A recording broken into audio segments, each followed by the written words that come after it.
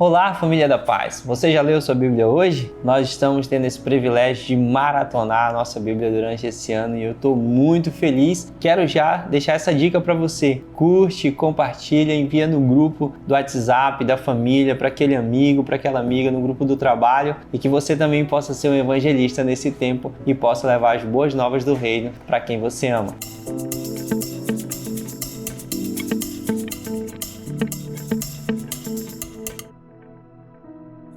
Nós chegamos aqui agora no momento do livro de Números e eu quero abrir aqui um pouco para nós conversarmos um pouco sobre o livro de Números. Quero falar sobre o significado. No grego, ela aponta para o censo dos israelitas, né? E essa sua jornada de Israel no deserto. No hebraico aponta para o significado no deserto. E também ele falou. A autoria é nós como cristãos, tanto os judeus também acreditam que Moisés é o autor. E eu quero falar um pouco sobre fundo histórico. Nós estamos entrando aí para que você possa, Números, eu não li, eu passei por cima em algum momento. Eu quero dar um fundo para que você comece empolgado nesse novo livro. Nós vamos ver aí durante a peregrinação no deserto muitos acontecimentos. Nós vemos um momento importante ali de 10 espias incrédulos. Nós vemos que aquela geração ali acaba morrendo, revoltas, motins, até mesmo, né, ali Arão e Miriam, né, se levantam contra Moisés. Nós vemos ali o povo também querendo voltar para o Egito.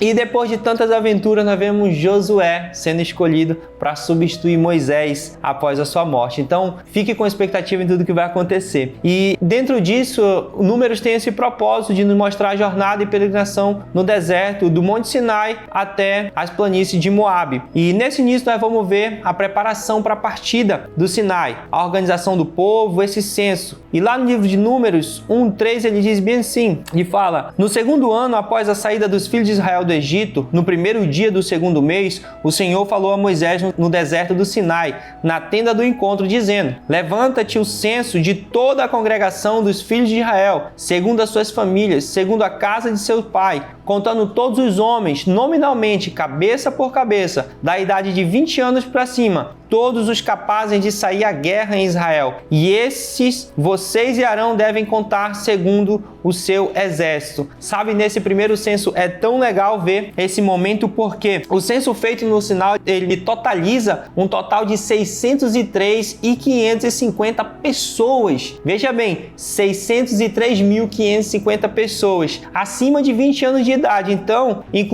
sem incluir os levitas. E a nação toda de Israel, portanto, contava ao todo 2 milhões de pessoas. E sabe por que eu quero falar desse censo 2 milhões de pessoas? Porque sustentar esse tão grande número de pessoas no deserto demandava um milagre permanente. Então, veja bem, esse número grandioso, essa quantidade de pessoas, o meu e o seu Deus estava vendo pela vida de cada um deles e estava cuidando. Quando a gente passa assim por cima do texto, parece que Deus estava cuidando ali do montinho de pessoa que estava caminhando, não. Lá no censo vai dizer 603.550 acima de 20 anos e quase 2 milhões de pessoas. Imagine o tanto de milagre que essas pessoas puderam ver. E quando nós vamos caminhando também na nossa leitura, você vai poder ver lá na frente Eclesiastes 3, Deus faz todas as coisas mediante um plano. Quando fala sobre que Deus tem um plano, há tempo para tudo nessa terra, e isso é muito importante. E nós vemos que o nosso Deus, que tem esse plano, nós chamamos isso de decreto de Deus, eles são eternos, eles são vitoriosos, eles são eficazes. E sabe quando você lê ali que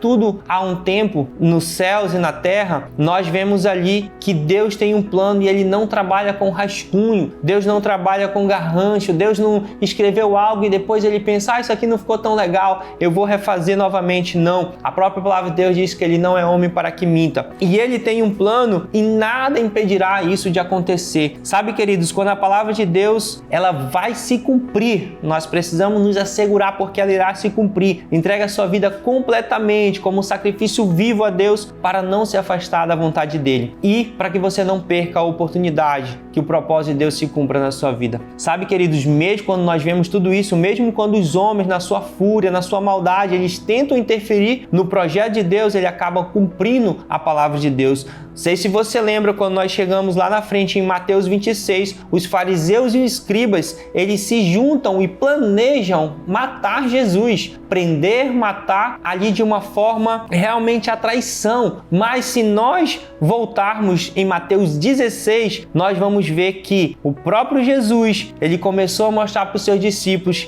que era necessário que ele fosse para Jerusalém, sofresse muitas coisas na mão dos anciões, dos príncipes, sacerdotes, dos escribas, e que fosse morto no terceiro dia e ressuscitasse. Viu, querido? Mesmo quando os escribas ali estavam tramando algo, quando os homens eles pensavam que estavam no controle de tudo, eles apenas estavam fazendo se cumprir o plano de Deus, sabe? E isso é muito maravilhoso nós entendermos. E eu quero dar um exemplo histórico também. Na Inglaterra, no ano de 1553, uma rainha, Maria Tudor, ela foi reconhecida como a Maria sanguenta, sanguinária. Por que essa mulher aconteceu isso? Logo quando ela assumiu, ela colocou um decreto e ela mandou queimar os 3 líderes da igreja da Inglaterra em praça pública para todo mundo ver. Muitos tiveram que fugir, parecia que essa mulher ela estava acabando com a igreja, estava acabando com os planos e projetos da igreja. Mas sabe o que aconteceu? Muitos outros tiveram que fugir. E eles fugiram para onde, Carsten? A história conta que eles fugiram para a Alemanha,